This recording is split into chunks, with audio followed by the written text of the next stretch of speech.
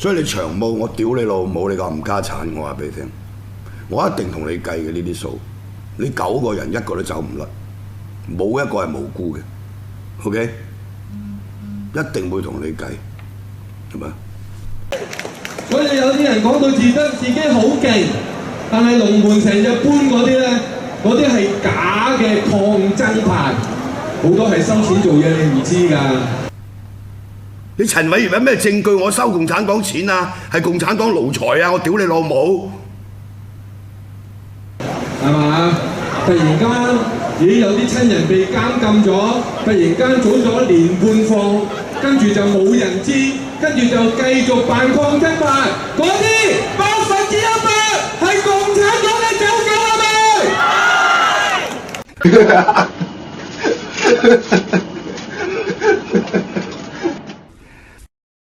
所以我問長毛咯，你老母你企喺度同佢背書，你都要負責。呢筆帳我一定係同你哋算嘅。呢9個人企喺台上嘅，對我嘅家人 ，OK 嗰種傷害。我3個仔咧，而家喺個 group chat 度咧，就個個講到咬牙切齒㗎啦，已經係咪？你梁國雄啊冇仔冇女啫，你陳偉業都有3個女㗎係嘛？仲有一個林記呢個賤人林榮基嗰單嘢，你又扯到我仔嗰度，我屌你老母呢個冚家產！咁就係另外2樣嘢令到黃毓民喺瓜田李下，即係有好大嫌疑嘅嘢。首先第一就係啲封建制派話有人收咗1000萬，呢1000萬係來自一個牛仔富商人，咁呢個就指楊某，大家都知道呢個就大家都知姓楊嗰個係邊個啦，即係一個姓楊嘅，即係富王。咁咧就一次過俾咗1000萬喺毓民，呢個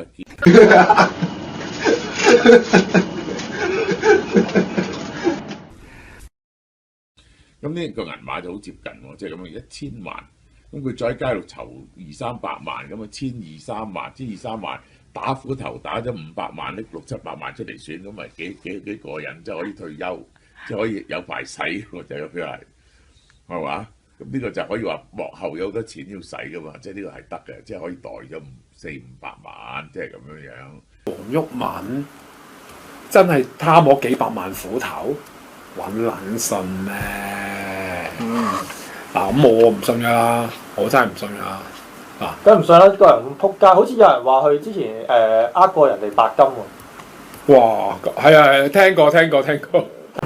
交稅都交40萬。咁好啦，咁但係黃毓民咧，即係最好咧就交代5區大舉出動啲錢入邊度嚟，呢個第一點。第二點咧，大家睇見，如果有呢一個楊某咧係全國政協嚟嘅，佢咁樣出錢咧就唔會咧係中聯辦唔知道，因為俾中聯辦知道咧佢就大鑊㗎啦。所以其實咧就一定係有政治目的啦。個政治目的係乜嘢啊？個政治目的就係拆票啦，即係咁樣係等即係呢個激進派拆多啲票出嚟，咪選唔到咯。黃毓民嘅回應裏邊，你鬧陳偉業鬧到嘭嘭聲啦。喂，點解完全唔提阿蕭咧？咁啊係，梗係中咗啊！佢誣蔑你㗎嘛？人哋誣蔑你啊，話你收1000萬啊，咁撚少，你應該鬧鳩翻佢啊，起碼收5000啊嘛！屌你，唔撚敢認，似乜撚嘢啊？黃毓民跟住攞陳偉業嚟做稻草人咯，呢啲招數咪轉移視線，咪淨係揼佢講佢個仔嗰啲咪得咯？屌你老母，其實喊苦喊忽。我老婆早2日先喺度講到喊苦喊忽，話要同佢哋算賬。我哋一個女人，你同佢咩算咩賬啫？一哭二鬧三上吊，啲婆娘性格，所以頭先話你係閪。但係呢幾日咧，我就俾我啲屋企人煩緊到我咧，即係我諗下又係咪？屌你！我連屋企人我都保唔到，做咩又俾人攞出嚟講？我哋做錯咗啲咩咧？我老婆問我，因為你係一個婆娘，你喺街度講下，哎呀，我受過啲咩苦啊？我毀家輸難，屌你老母啦！你個仔吸毒啊！你冇撚俾我見到你，我話俾你聽。